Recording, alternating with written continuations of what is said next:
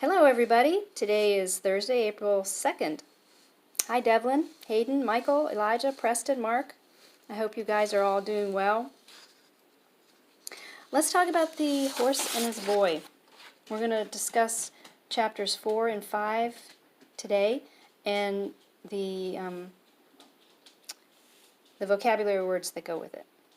So from chapter 4 we have the word colonnade, which means a row of columns in a line that supports some sort of a roof, like a porch. Longer than your porch on the front of your house, but usually it's in a large building or outside of a large building. Alright, minaret is a tall, slender tower. Avouch is a verb that means to affirm or assent or agree to something as being true, if you avouch something. Hastilude is a strange word that you don't hear every day, and it refers to a medieval jousting game. Alright, question 1 for chapter 4. In one or two sentences, describe the city of Tashbaan. Alright, so Tashbaan, as we've talked about before, was located on a river. Okay, it was on an island in the middle of a river. It was crowded with lots of people and narrow streets. And it sloped upward with the Tisrock's palace at the top. Alright, question 2. Complete the following sentence. The Narnians mistook Shasta for whom? They mistook him for Prince Corin of Archenland. And now Archenland is a country here that is between Calormen. It's north of Calormen and it's south of Narnia. And Prince Corin was the son of the king of Archenland, and he was with the Narnians in Tashbaan at this time. But apparently he had gone astray, and when they saw Shasta, he must have looked quite like him, so they mistook him for the prince. Number 3. What are some of the adjectives that King Edmund uses to describe Prince Rabadash? I don't know if any of you noticed my error, but in my question I wrote King Peter. Now, King Peter is Edmund and Susan's brother. He is the High King of Narnia, and at this time in the story he is back in Narnia at their capital city or their palace of Cair Paravel. He's not even in Tashbaan at this time, so that was my mistake. Apologize. But what are some of the adjectives that Edmund uses to describe Prince Rabadash? He said that he was proud, bloody, cruel, luxurious, self-pleasing, and a tyrant. Doesn't sound like someone that Queen Susan wants to marry. Okay, let's move on to chapter 5. The vocabulary words for chapter 5 are veiled. Veiled means that something is disguised somewhat. Like if you think of a bride wearing her veil, you can't see her face very clearly, but you can see some parts of her. So Edmund is describing Prince Rabadash in regards to marrying Queen Susan, saying that he veiled his anger that she hadn't responded to him, and was pretending to be nice about it, but Edmund can tell that he really wasn't feeling that way. Alright, the next word is pretext. A pretext is like an excuse or a reason for doing something. And in this chapter we see that they needed a pretext to get to their ship so that they could sail away. And the pretext was preparing for a banquet.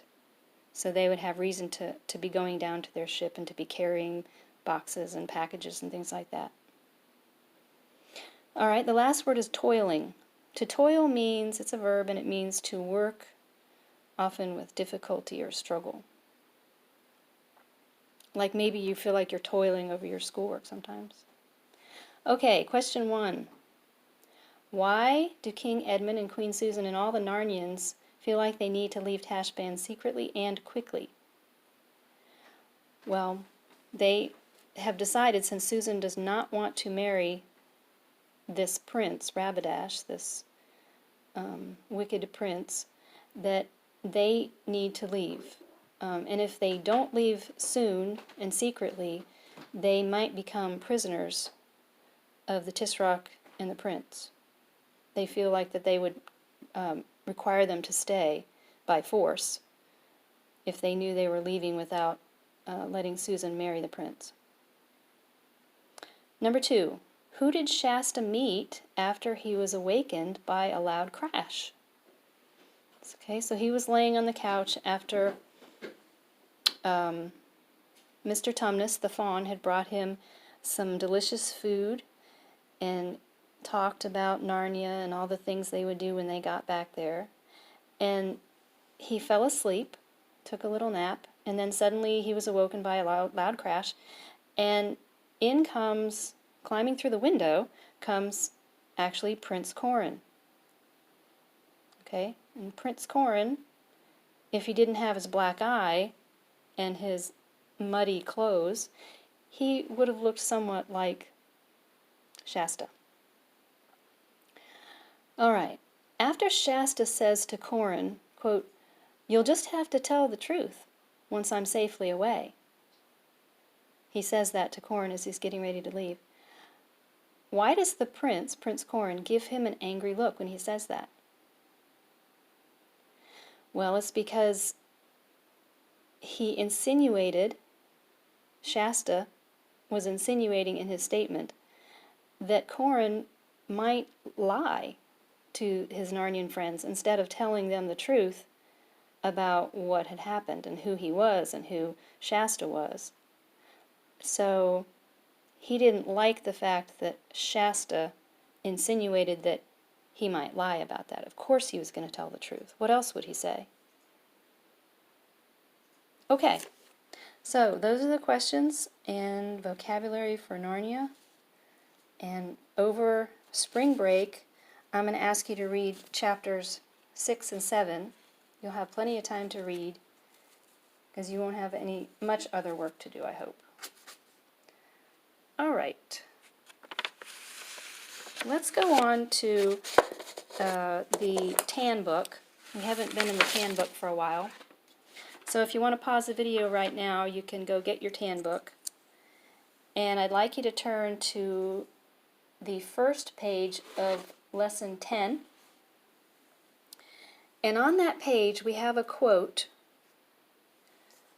from the book called The Wheel in the School. This book was written by Meindert de Jong and illustrated by Maurice Sendak. You may recognize the illustrator's name. But this was a Newbery Award-winning book, and it's an excellent book if you have time and you can get a hold of a copy of one, or maybe you have one at your house. It's really quite a nice book, and I think you might enjoy reading it. But it takes place in Holland, in a little Dutch village called Shora, and it's all about some children in a school that ask the question, why don't the storks come back anymore? Because typically storks used to come to their village and nest and raise their young before they would migrate back south. So they are looking for a way to encourage the storks to come back and roost and build their nests and raise their young in Shora. So they determine that they're going to find a wheel to put on top of their schoolhouse that might attract the storks to nest there. All right, so the quotation we have in our lesson 10, see if I can get my book here for you, is what's called a direct quotation, and I'm going to read it to you. This is through the eyes of one of the students in the school. "At last the hole was cut and I could push myself in. There was my father right below me, there on the wheel. The wheel was leaning against the side of the boat.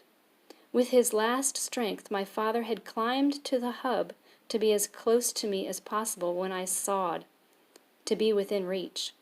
I leaned in, I grabbed him under the arms, I lifted him out. I was small, but I was strong. Okay, so this is a quote, a direct quote from one of the characters in the book. And I don't know if you can tell in your book what's missing here.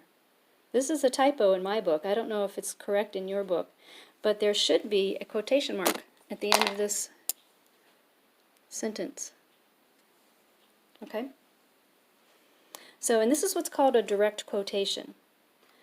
And I want to talk to you about the difference between direct quotations and indirect quotations. Let me move this.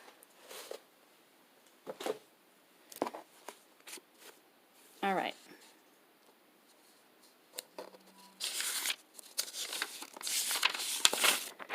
Here's our direct quotations and indirect quotations. Okay, if you have a direct quotation, or maybe you want to write a direct quotation in one of your papers sometime, it includes the exact words that someone says. For instance, Josh whined, "I wish we could have pizza." And you can see that his exact words are, "I wish we could have pizza." They are the words that are in the quotation marks. Now, an indirect quotation is a paraphrase of what someone says. For instance, Josh said he wanted pizza.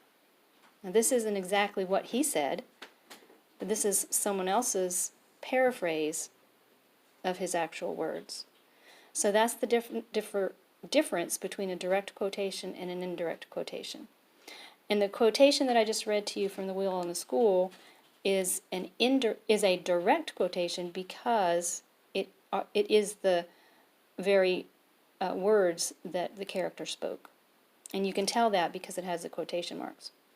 An indirect quotation will not have quotation marks around it. All right, another thing I want to talk to you about is point of view. Whenever you read a book, your book will be written from two major points of view, either first-person point of view or third-person point of view. Now, what do I mean by first person and third person? Well, you know the personal pronouns, right? I, you, he, she, it, we, you, they. Well, these are first-person pronouns because they're considered the ones that relate to I or me, okay? The second-person pronouns are you, and the third-person pronouns are he, she, it, and they. If a story is written from a first-person point of view, it will use a lot of these pronouns, I, my, we, me, us, our, because it's told from one person's point of view how that person sees the action in the story, in the plot. An example of first-person point of view is The Adventures of Huckleberry Finn. It's written from the point of view of Huck Finn. Another example that you may or may not have read is The Hunger Games. It's written from the point of view of the main character in that book, Katniss. So a third-person point of view is told from someone who stands outside of the story, and think of someone just up in the air looking down on what's happening and telling about it. And it uses these third-person pronouns, he or him, she or her, they or them, and then they did this and she did that and he said that and she did this. Okay, so it's another person, it's like a narrator, telling what happened. Okay, and some examples of books that have the third-person point of view are the one we're reading now, The Horse and His Boy, and also The Bronze Bow, the book we just read. Okay, some outside person or narrator is telling what happened to all the characters in the book. Excuse me. Okay, so just remember that when you're reading a book, you can kind of tell, you can tell instantly if a book is written first person or third person. Second person books and writings are very rare. You did this, you did that.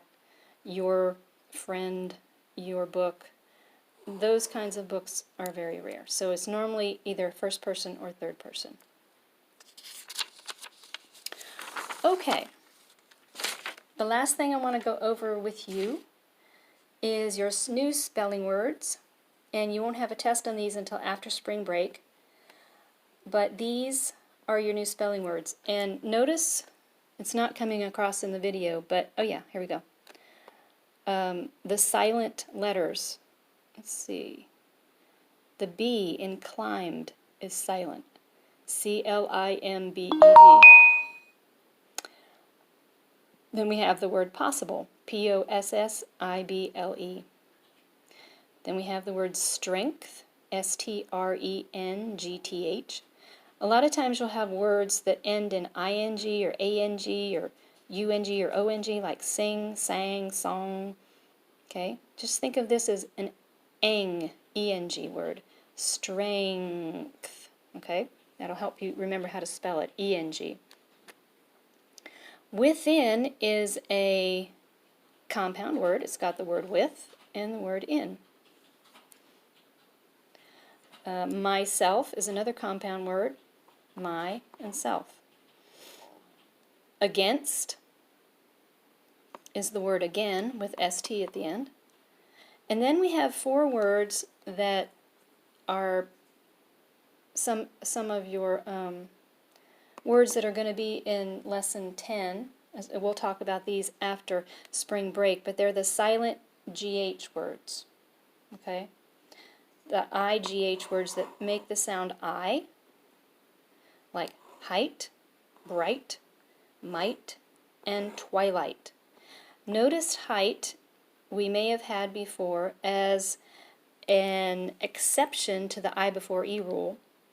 Okay? And here the E comes before the I. Height. But they all have GHT.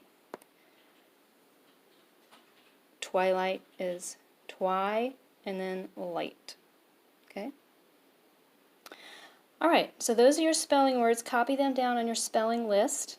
And if you remember, look over them from time to time. And I'm going to be making a word search for you that will include some of these words and also some of the words from The Horse and His Boy. So look for that in the next day or so. And that will be something that you can do over spring break. Okay? So that's all I have for you today. I hope you guys have a great day, a good weekend, and please enjoy your spring break. Try to get outside and have some fun. And I will see you back next time on April 14th. All right, take care. Bye-bye.